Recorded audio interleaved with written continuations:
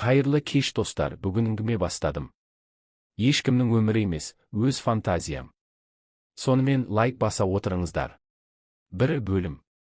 Таңғы тыныштықты телефонның қоңырау сағаты бұзып жіберді. Орнынан еріне көтерілген Досхан аға мең-зең боп біраз тұрды да, бүгін құда күтетін күн екені есіне түсіп, апыл-ғұпыл киіне бастады. Елі Сәуле екеуінің көз қарашығы, екі ұлдан соң көрген жалғыз қыздарын ұзатпақшы.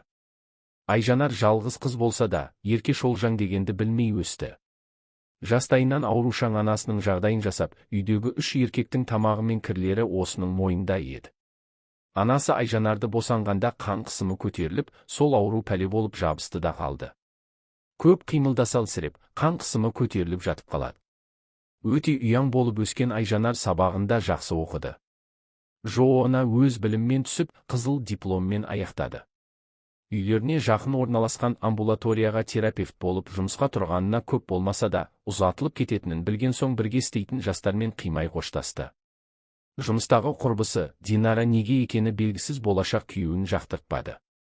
Тым дөрекі кездесуге келгенде шылымды шірене тартып, бір қолына сыраның бөтелкесін ұстап тұрғаннан ақ іші сезіп еді. Айжанарға айтуға қанша оқталса да, оның бал-бұл жанған жүзін көріп, менікі мүмкін қате шығар деп іштей бақыт тілейтін. Міне, ұзату той күні де келіп жетті. Айжанар аласұрып бір көйлегін, бір аяқ киімін киіп көріп қобалжып жүр. Іштей болашақ қайын жұртын елестетіп те қояды. Бар арманы сол үйдің түтінін түзу түтетіп, екі елдің арасына сыйластық көпірін салмақшы.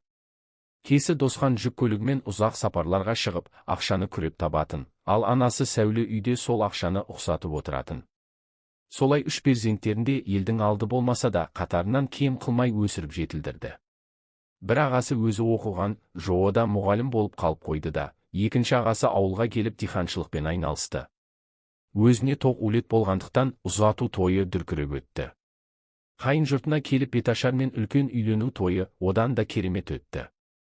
Себебі қайын жұрты өздерінен де ауқатты, қайынатасы білдей бір фирманың директоры еді. Ал жұбайы Асқар жалғыз ұл болғандықтан фирманың болашақ директоры екені бесенеден белгілі еді. Жалғасы бар, кешкі Айжанар қайын жұртына келгелі бір 7-ден асты. Қайын жұрты жылы қабақпен қарсы алды.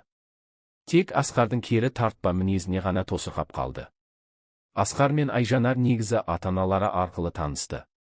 Асқардың кесі есерсоқ ұлды дұрыс жолға салу үшін осы Айжанарды таңдап еді. Досхан ағамен жолай танысып, жақсы араласып кеткен болатын.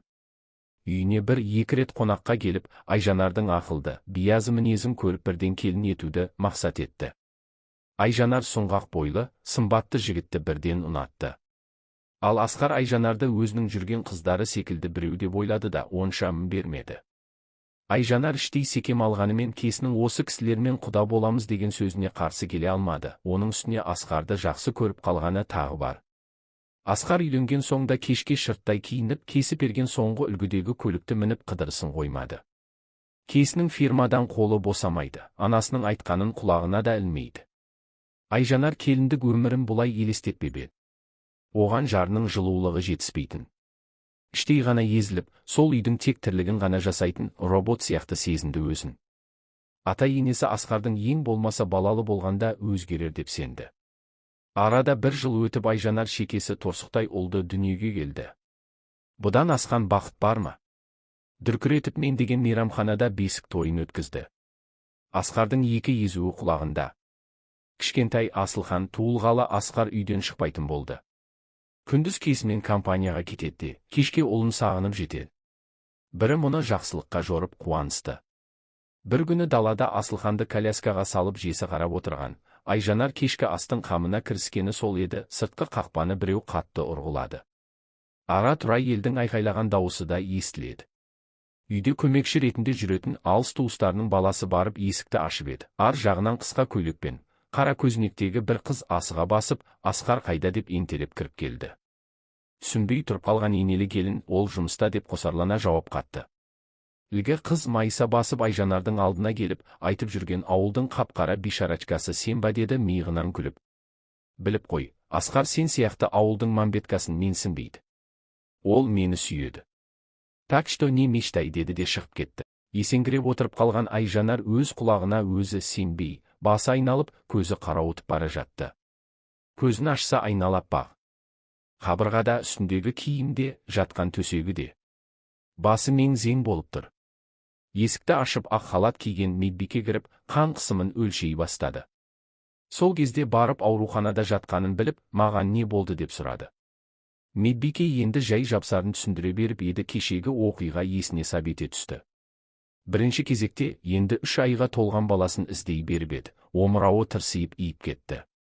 Балам, Асылханым қайда, қарны ашқан шығар бейшара балапаным деп жылап қоя берді. Сол кезде есіктен немересін көтеріп енесі кіріп келді. Айжанар баласын құшағына басып еңкілдеп жылады. Жұбатарға сөз таппаған енесі состиып тұрды да қойды. Баласының қарнын тойғызып, ұйықтатқан соң енесі екеуі отырып әңгімеге көшті.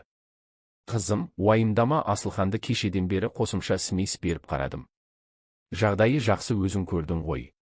Ал Асқарға келсек, ол кешеден бері үйге келген жоқ. Кесіне қазір келемін деп кеткеннен келмепті. Кешегі үйге келген сайқал барған ұқсайды жұмысына. Күзетші көріпті деді.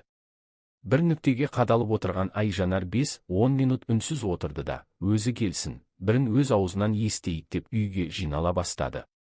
Ауруханадан шығып жатып дәрігер енесіне қатаң ескертті. Жаңа босанған ел. Жүйкесіне тыныштық керек, балаға да зиян. Егер осылай жалғасса, келініңізден сүт шықпай, өзі де баласы да қиналды деді. Атасы сыртта күтіп тұр екен. Келіні мен немересі десе жанын беретін ата-ене солай бірге үйге қайтты. 2 күн өтті. Асқардан хабар жоқ. Түсте бөлмесіне кіріп енді баласын емізейін деп жатқан Айжанарды ту сыртынан біреу қапсыра құшақтады. Жалт бұрылған ол Асқарды көріп бозарып кетті. Үнсіз тұр. Сұрақ көп, неден бастарын білмей тұрғанда Асқардың өзі сөз бастады. Айжанар, кешірші мені, ол қызбен баяғыда сені танымайтын кезде араласқанмын, қазір мүлде сөйлеспеймін, сенші маған дей беріп еді. Онда неге үйге келді? Неге компанияға барды? Күзетші бірге кеткеніңді көріпті, осы уақытқа дейін қайда болдың? Деді сөзді жұлып алғандай. Не айтарын білмей тұрған Асқар демнің арасында өтірік ұйқастыра бастады.